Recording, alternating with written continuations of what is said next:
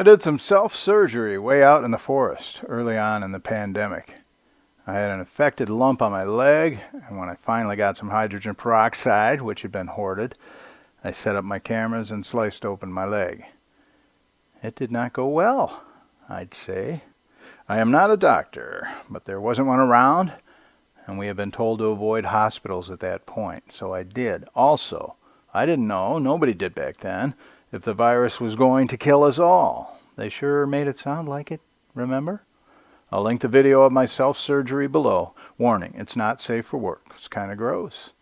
And I started my channel to be grandkid friendly, so I think this is the only video I'm cussing in, so I put a warning on it. When I posted the video in late May of 2020, I got lots of positive comments about how I was brave to cut my leg open. Nice to have folks say nice things about you. Then the opposite happened too. Those commenters were angry and concerned for me and frequently predicted I would die of an infection or have to have my leg amputated. Others had lengthy suggestions about what I should have done. I responded, I think, with logic and a deplorable lack of respect for respected medical community practices. It became really fun because, and if it happens to you, and I believe you should do as I did, just see the uproar as harmless. Someone called you a moron online? Stop the presses. Besides, I've been holding my ace up my sleeve, or in this case, pant leg. Have a look. Not to say I'm out of the woods. The spot is interesting. Doesn't hurt or anything. I kind of think of it as a natural tattoo. It holds interesting memories. You remember that time you had to cut your leg open? Yeah. Ouch! Yeah. With a few memories like that, dementia wouldn't be so bad. Not really. It hurt. I can describe it. I'd say the pain was like a burn. Say you touched a hot pan while cooking. Not too big a burn, but it hurts. It stings like that when you're cutting. And then gets more general and a little less painful when you're done cutting.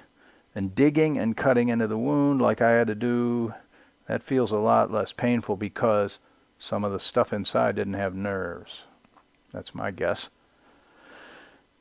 It was a hard situation because when it got complicated, I had to keep going. I couldn't ask anyone for help. I only stopped because I was feeling tired and a little dizzy, but it went on for nearly 20 minutes. So to all the haters, I apologize. I should have made it clear that self-surgery at that point in the pandemic seemed like the safest option. If you knew that before calling me a moron and such, I think you would have been a little kinder. But this is the internet, and we should speak freely. I did what I had to do. I didn't like it, but it had to be done. So I rolled up my pant leg and got the job done.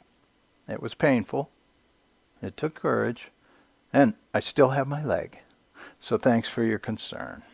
Hey, I'm taking my channel in a new direction, and it's exciting. I've done the bicycle camping thing for years, but I'm going to enter van life. So I'm shopping for a van. I'm going to trick it out for a nice vehicle that I can go all over the country making videos. And if you want to see that new adventure, please subscribe.